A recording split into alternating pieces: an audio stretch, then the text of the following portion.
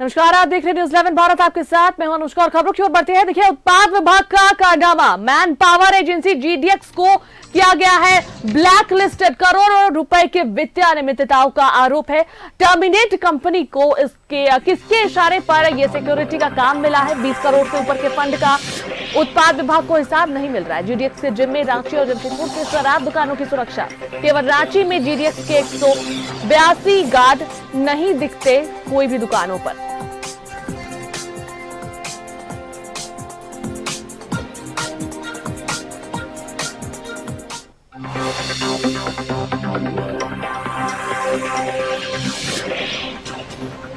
जी, अनियमितताओं का आरोप है। करोड़ों रुपए के जीडीएक्स को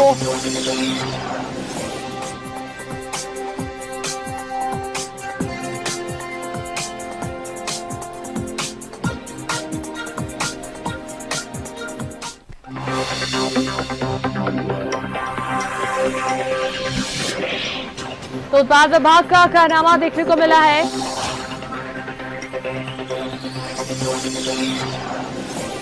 और इस पर अधिक बातचीत के लिए हमारे एग्जीक्यूटिव एडिटर अभिषेक समसीधा जुड़ते हैं। क्या पूरा मामला है अभिषेक? उत्पाद विभाग का यह कारनामा जो देखने को मिल रहा है, मैन पावर एजेंसी जीडीएक्स को जो है ब्लैकलिस्टेड किया गया है।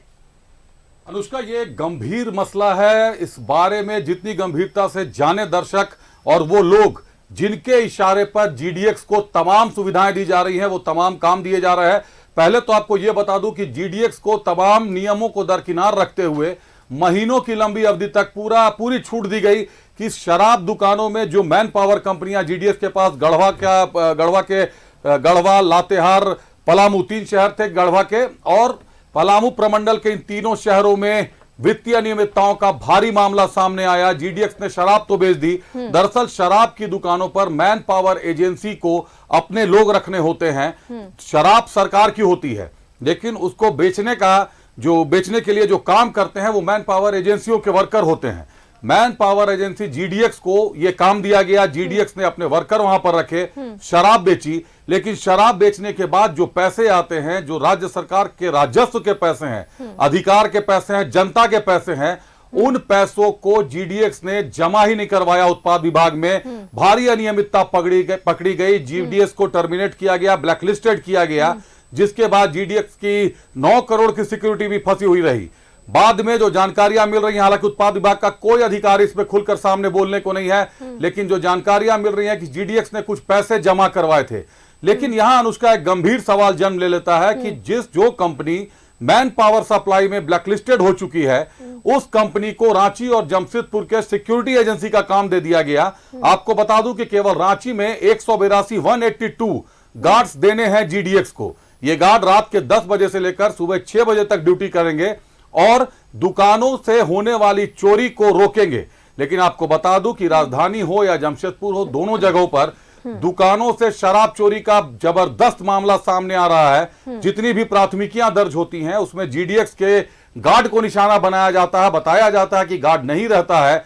182 गार्ड केवल रांची में है। रांची में रातू रोड चौक पर चोरी हो चुकी है। कई और दुकानें हैं जहां पे चोरी की वारदात को अंजाम दिया गया है, लेकिन कंपनी पूरी तरीके से फेलियर है। खेल दरअसल यह है कि 182 सुरक्षा गार्ड लगाने के नाम पर, ड्यूटी पर लगाने के नाम पर एक बार फिर सरकार से लूट की जा रही है। सरकार से पैसे लिए जा रहे हैं, लेकिन गार्ड लगाए ही नहीं जा रहे ड्यूटी पर। यही कारण है कि ना तो चोरियां रुक रही हैं, ना ही कुछ और काम हो पा रहा है। सुरक्षा से संबंधित तमाम मानक ध्वस्त होते जा रहे हैं। जो गंभीर मसला है वो इसलिए भी है क्योंकि अगर कंपनी ब्लैकलिस्टेड हो चुकी है, पैसों को लेकर, वित्तीय अनियमितताओं को लेकर जो करीब जो आंकलन आ रहे हैं, जो चर्चा तेज है कि 20 करोड़ से ऊपर की वित्तीय अनियमितता है, ऐसे में अगर उसी कंपनी को सिक्योरिटी की जिम्मा दे दिया जाए, तो ये मान लीजिए कि बिल्ली को दूध की रखवाली का जिम्मा दे दिया गया है। और ऐसे में ये तमाम जो परेशानियां हैं, अनियमितताएं हैं, ये तो सामने आएंगी ही। लेकिन बावजूद इसके इस कंपनी पर कोई किसी तरीके का ठोस एक्शन नहीं होता। कारण क्या है? इसके पीछे बड़े बड़े सफेद पोशों का संरक्षण बताया जाता है। जो लोग जीडीएक्स को संरक्षण दे रहे हैं, जीडीएक्स के नाम पर जिनका धंधा चल रहा है, जिनकी राजनीति चल रही है, और संभव है कि कई लोग अपने कार्यकर्ताओं को भी जीडीएक्स कंपनी का दिखाकर उसके सुरक्षा गार्ड के रूप में भर्ती करा चुके होंगे। पहले शराब दुकानों में भी ऐसा किया गया है। लेकिन ये सरकार को राजस्व की भारी क्षति है। पूर्व उत्पाद मंत्री रही थी बेबी देवी, अब ये विभाग जो है वो मिथिलेश ठाकुर को चला गया है।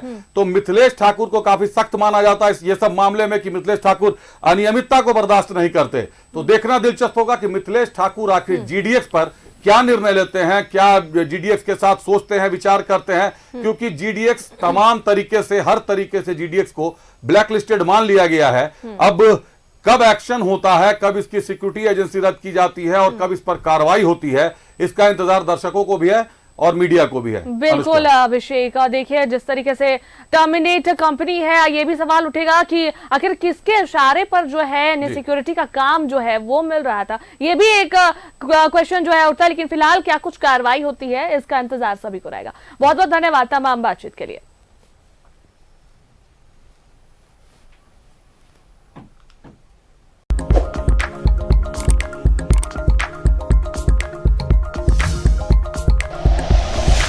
Like and share videos, subscribe करें हमारा चैनल और प्रेस करें बेल आइकॉन।